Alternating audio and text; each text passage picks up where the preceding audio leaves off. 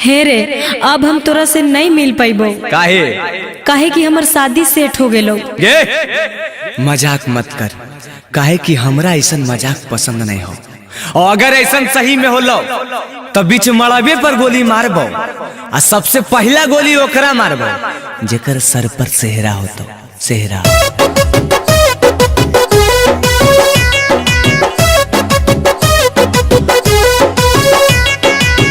पड़त से नूर माथे होते कल भोरवारे, पड़त से नूर माथे होते कल भोरवारे।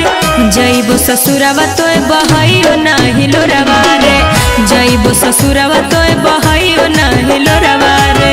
देख ले बसाद के ले जाइत तोरी डोली गे, देख ले बसाद के ले जाइत तोरी डोली गे। आई तो बारात जहिया मार देबो गोली गे, आई तो बारात जहिया मार देबो गोली गे। मिक्स बाय दीपक दिलकश। भूल जो रे यार पिछला प्यार के कहानी रे, ऐसे जे कर्मी होते भारी बदनामी रे। हे जान सुनो ही, जीत जी जान नहीं हो देबो शादी गे, भले कहबो अपन जिला के मवादी गे।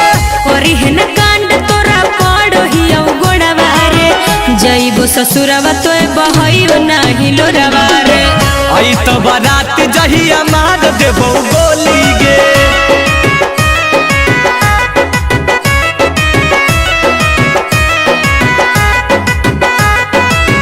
करे रहम राहुल प्यार के हो कसम रे, नहीं तो हो जइबो अमित जल के हमी भसम रे। हे रे बुझ ले, कैली जे बात तो भूलैली इतना जल्दी गे, दोसरा के नाम के लगाई लेली हरदी गे।